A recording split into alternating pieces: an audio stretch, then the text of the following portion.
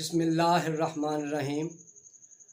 آج ہم 19ویں صدی کے عظیم سیاستدان پرنس اوٹو وان بسمارک کی حیات و خدمات پر بات کریں گے۔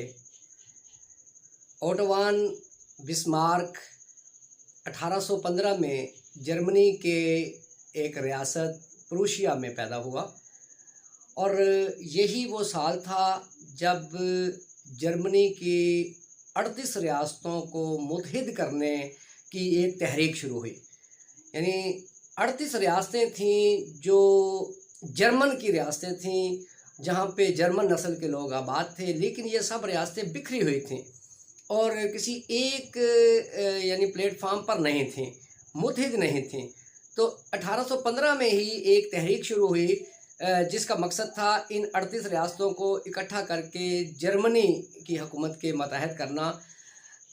کون جانتا تھا کہ یہ 1815 میں یہ پیدا ہونے والا بچہ یہی آگے جا کر یہ عظیم کارنامہ انجام دے گا، کیونکہ بسمارک ایک اچھے کھاتے پیتے ذمہ دار گھرانے میں پیدا ہوا، اس لیے اس کی بہت اچھی پرورش ہوئی اور اس کی تعلیم بھی بہت اچھی ہوئی۔ بسمارک کو لیکن سیاست سے کوئی بہت زیادہ دلچسپی نہیں تھی۔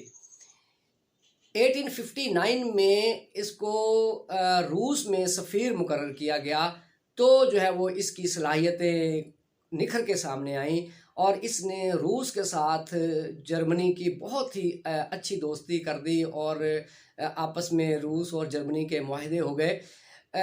ولیم سیکنڈ نے بسمارک کی صلاحیتوں کا فائدہ اٹھاتے ہوئے اسے 1862 کو جرمنی کا چانسلر مقرر کر دیا، اور 1862 میں جب یہ چانسلر مقرر ہوا تو اس وقت جرمنی کی تمام ریاستیں بکھری ہوئی ریاستیں تھیں۔ اس نے صرف 9 سال کے عرصے میں انتہائی عظیم کارنامہ یہ انجام دیا کہ تمام 38 ریاستوں کو متحد کر کے ایک پلیٹ فارم پر اکٹھا کر دیا۔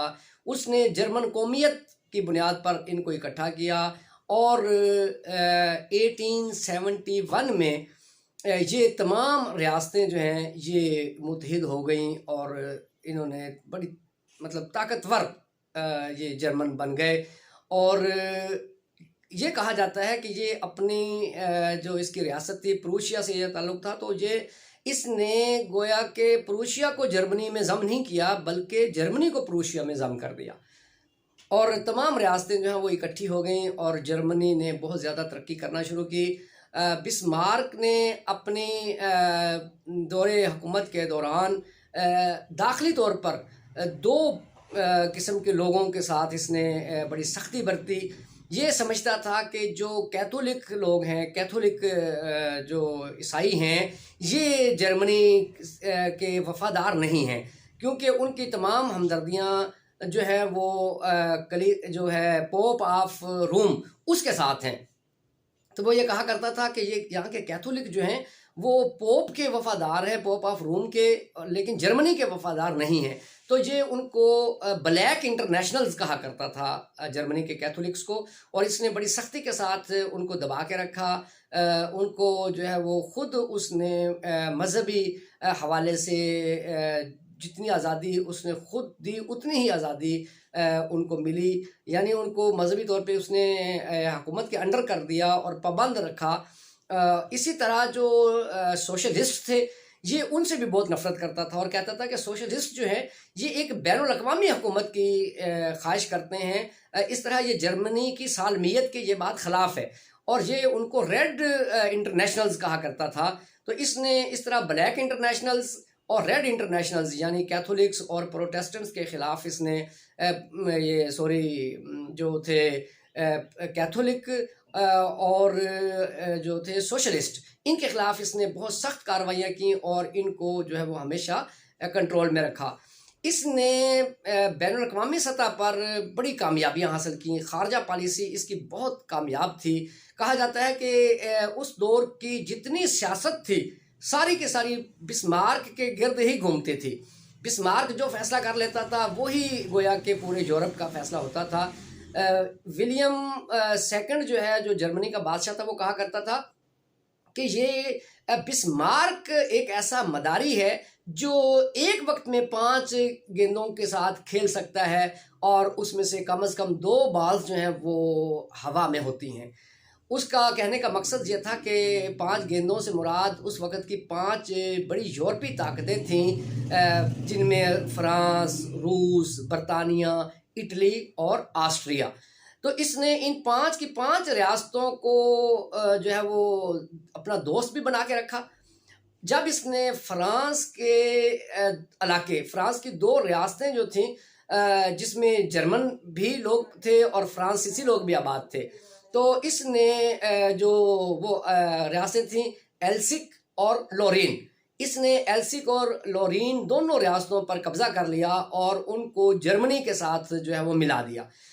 فرانس نے بڑی کوشش کی اپنے ان ریاستوں کو واپس لینے کی، لیکن بسمارک کی پالیسیوں کے نتیجے میں فرانس تنہا رہ گیا۔ اس نے فرانس کو یعنی پورے یورپ میں الگ کر دیا۔ اس نے روس کے ساتھ معاہدے کیے، اٹلی کے ساتھ، آسٹریا کے ساتھ، اس نے برطانیہ کے ساتھ اس نے معاہدے کیے۔ برطانیہ کے ساتھ یہ کبھی بھی جنگ میں نہیں داخل ہوا۔ اس نے کوشش کی کہ اپنی طاقت کو بچا کر رکھے، جہاں اس کو جنگوں کی ضرورت پڑی وہاں پہ اس نے فوج استعمال بھی کی، لیکن یہ حتی الامکان اپنی اس نے طاقت کو بچا کے رکھا۔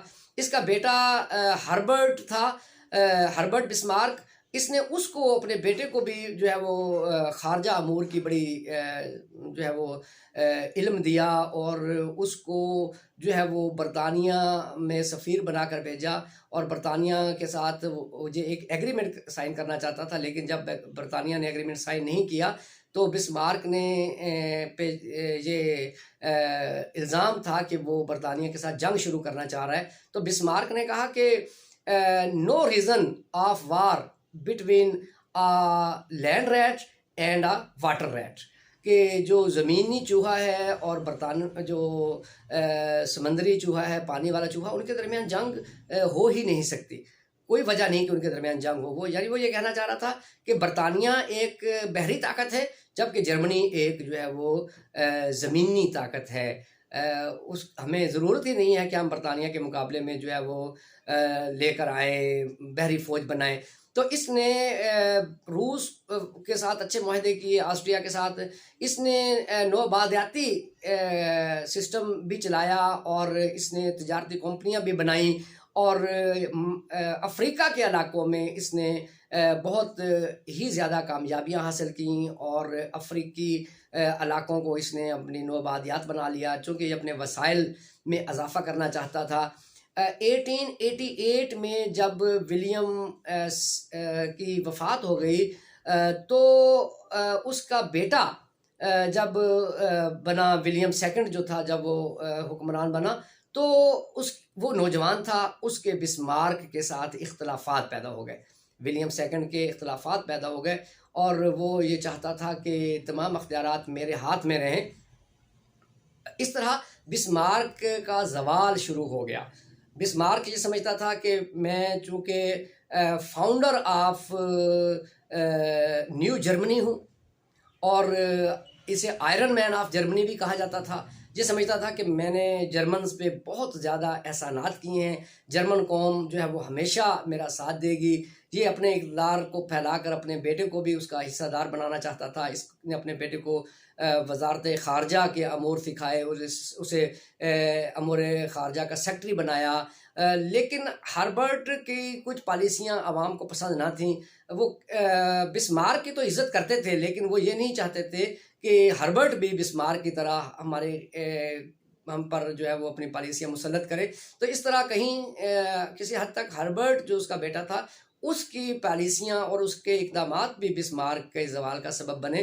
تو ولیم جو سیکنڈ تھا جرمنی کا بادشاہ، اس کے اور بسمارک کے اختلافات پیدا ہونا شروع ہو گئے، تو اس کے ہاتھ سے آہستہ آہستہ اختیارات جو ہے وہ ولیم نے چھین لیے، اور اس کو جو ہے وہ ایک کمزور چانسلر بنا دیا۔ تو اس طرح جو ہے وہ اس کو جب یہ محسوس ہوا کہ اب میرے پاس اختیارات نہیں ہیں، تو اس نے بھی جو ہے وہ ریزائن کر دیا، اور جو ولیم تھا اس نے بڑی خوشی سے ریزائن قبول کر لیا۔ بسمارک کا خیال تھا کہ یہ مجھے دوبارہ بلائے گا اور کہے گا کہ تم اپنا ریزائن واپس لو، لیکن اس نے اس تعریف بھی کی کہ آپ نے بڑی خدمات انجام دی ہیں اور اس کا استعفیٰ منظور کر لیا اور اس کی خدمات جو ہیں وہ اس کو واپس کر دیں، اور اس طرح ولیم نے جو ہے وہ تمام اختیارات اپنے ہاتھ میں لے لیے۔ اس طرح بسمارک جو ہے وہ 1890 تک جو ہے وہ بلا شرکت غیرے گویا کہ جرمنی کا چانسلر رہا، تمام اختیارات اس کے ہاتھ میں رہے، اس کی پالیسیاں پوری دنیا پہ تسلیم کی جاتی رہیں، یورپ کو اس نے جو ہے وہ اپنا حلیف بنا کے رکھا، اور فرانس کے علاقے اس نے اپنی زندگی میں واپس نہیں دیے جن ریاستوں پر اس نے قبضہ کیا تھا۔ تو اس طرح اس کی خدمات کی وجہ سے اسے نیو جرمنی کا فاؤنڈر بھی کہا جاتا ہے، اسے آئرن مین آف جرمنی بھی کہا جاتا ہے۔ تو آج کی گفتگو میں ہم نے بسمارک کی پالیسیوں پہ اور اس کی جو ہے وہ حیات و خدمات پہ بات کی۔ امید ہے آپ کو ہمارا لیکچر پسند آیا ہوگا۔ ہمارے چینل کو سبسکرائب کریں، لائک کریں اور کومنٹس دیں۔ بہت شکریہ۔